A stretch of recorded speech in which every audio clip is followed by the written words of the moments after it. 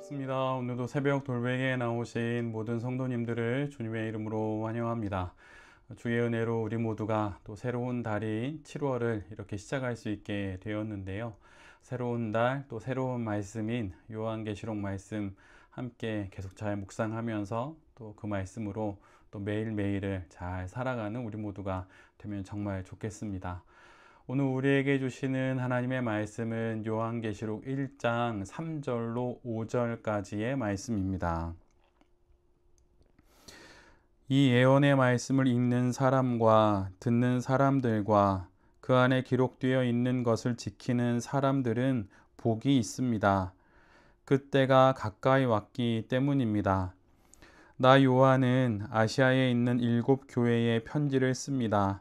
지금도 계시고 전에도 계셨고 또 앞으로 오실 분과 그의 보좌 앞에 있는 7영과 또 신실한 증인이시요 죽은 사람들의 첫 열매이시요 땅 위의 왕들의 지배자이신 예수 그리스도께서 내려주시는 은혜와 평화가 여러분에게 있기를 빕니다.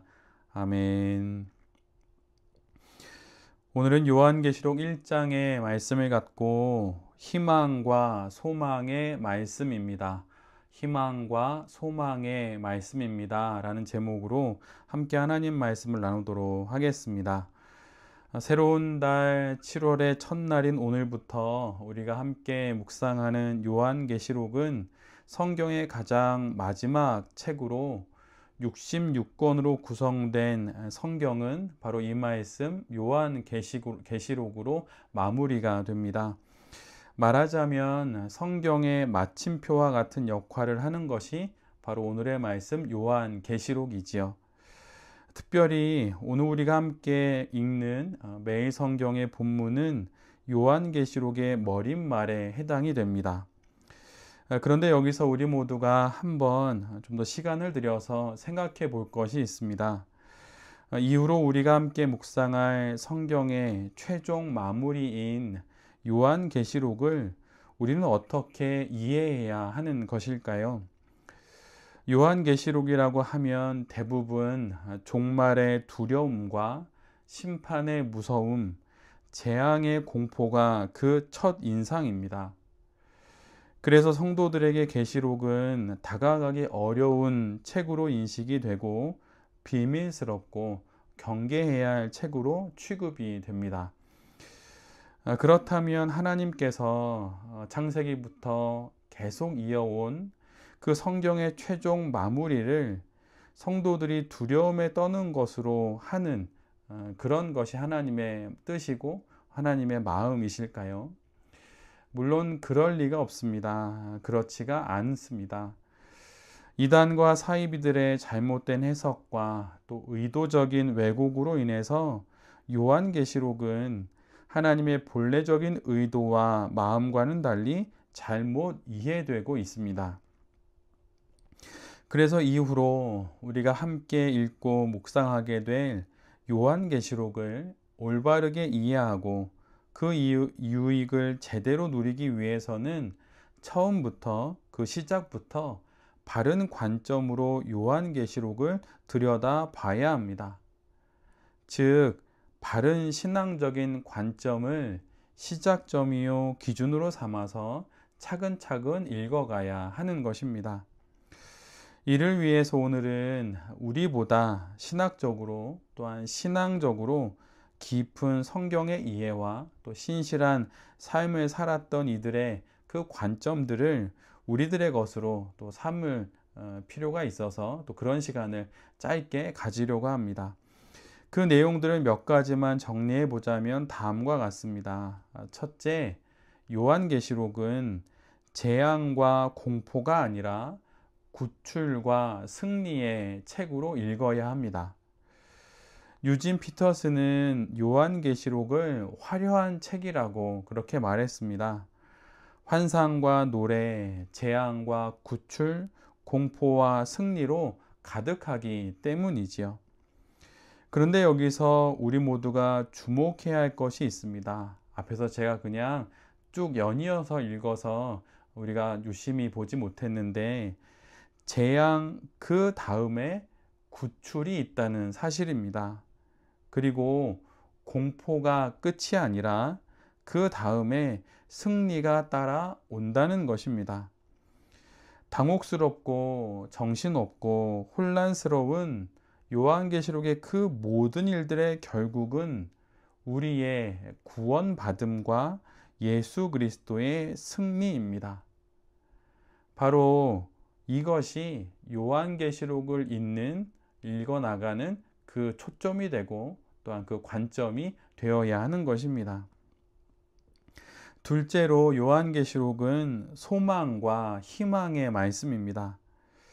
요한계시록은 하나님의 심판과 어린 양의 진노를 통해서 끝날 것 같지 않은 악의 역사의 종식과 마침내 도래하는 하나님 나라를 선포하는 책입니다. 그래서 고난 가운데 있는 성도들에게 소망과 희망을 주는 말씀이지 두려움과 공포 가운데 쩔쩔매라고 주신 말씀이 결코 아닙니다.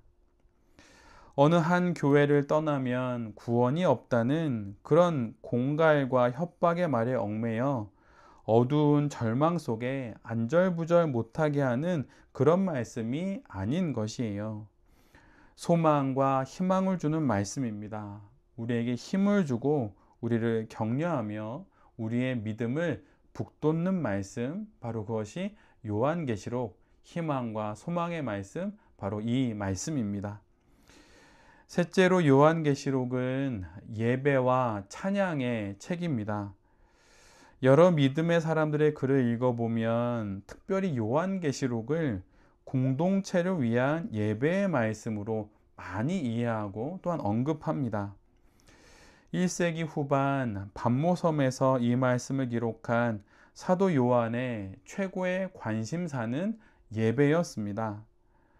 아시아에 있는 7교회를 순회하며 목양했던 사도 요한은 요한계시록을 통해 그 모든 교회가 예배에 힘쓸 것을 격려하고 응원하는 것입니다. 그래서 요한계시록 곳곳에는 많은 찬양이 기록되어 있습니다. 예를 들면 계시록 19장 5절의 말씀처럼 우리 하나님을 찬양하여라. 그분의 모든 종들아, 그분을 두려워하는 너희 크고 작은 모든 사람들아.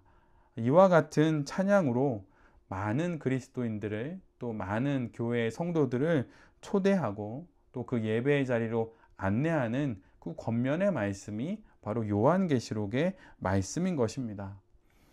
소망과 희망을 품고 기쁜 영혼이 되어서 하나님을 예배케 하는 말씀, 그것이 바로 요한계시록입니다. 두려움에 떨면서 어느 이단처럼 옷을 맞춰 입고 한 곳에 그냥 모여있는 그런 삶을 살라고 하나님께서 요한계시록을 주신 것이 결코 아닙니다. 환희와 기쁨, 그리고 예배와 찬양이 가득한 바로 공동체의 예배를 위해 바로 주신 말씀이 요한계시록입니다. 넷째로 요한계시록은 성경 전체의 가르침에서 벗어나지 않는 말씀입니다. 이단과 사이비들은 요한계시록만 읽게 합니다. 그래서 성경 전체의 맥락에서 벗어나는 엉뚱한 해석을 하고 성도들에게 겁을 줍니다. 그러나 요한계시록은 성경 안에 있는 66권 중에 한 권일 뿐입니다. 그래서 성경 전체의 큰 틀에서 벗어나질 않습니다. 그렇다면 성경 전체의 큰 틀, 성경의 가장 큰 맥락이 무엇입니까? 그것은 바로 요한복음 3장 16절의 말씀이죠. 하나님이 세상을 이처럼 사랑하사 독생자를 주셨으니 이는 그를 믿는 자마다 멸망하지 않고 영생을 얻게 하려 하심이라. 이 말씀처럼 사랑과 구원이 성경 전체의 맥락입니다. 재앙과 공포, 두려움이 아닙니다. 성경이라고 하는 그 큰 그림 안에 요한계시록이 말하자면 66분의 1 크기만큼 있는 것입니다. 그래서 요한계시록만 읽고 요한계시록만 이해하는 것은 오히려 대단한 오해를 불러오게 됩니다. 성경 전체의 맥락 안에서 요한계시록을 읽어야 합니다. 그렇게 읽어 나가면 두려움과 공포, 재앙과 심판, 이러한 안목으로 요한계시록을 읽을 수는 없습니다. 창세기부터 요한계시록 바로 앞까지 성경 전체는 바로 구원의 말씀이고, 그 구원을 예수님이 이루셨고 이루신다는 것을 말해주고 있습니다. 그런데 그 맥락에서 벗어나서 가장 마지막 책에 재앙과 심판, 두려움과 겁박, 이런 걸로 마침표를 찍을 수는 없는 것이지요. 바로 이 성경 전체의 맥락에서 요한계시록을 우리가 잘 읽어 나가야 할 것입니다. 그리고 마지막으로 이후로 우리가 요한계시록을 읽을 때 어떻게 읽어야 하는지를 세 가지로만 요약해야 한다면 다음과 같이 말씀드릴 수 있습니다. 첫째, 소망을 주는 책으로 읽고 묵상해야 합니다.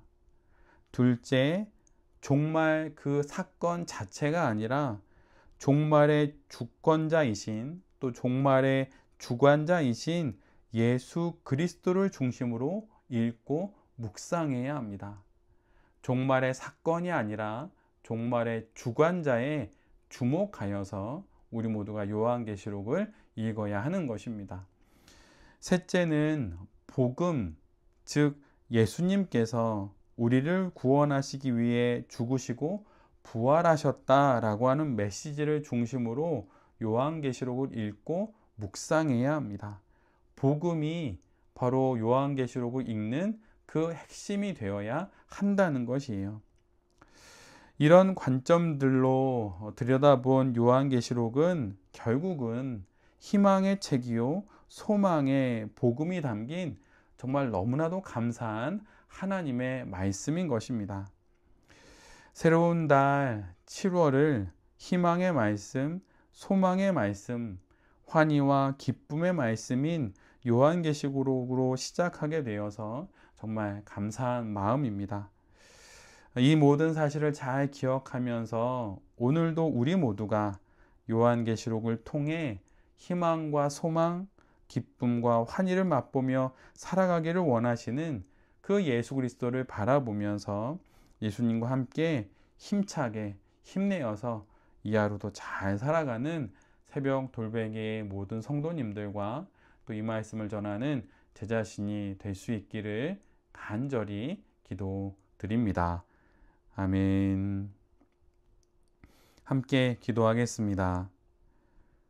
주님, 희망과 환희, 기쁨과 소망으로 가득한 요한계시록 말씀이 우리의 영혼 깊은 곳에 잘 자리하기를 소원합니다.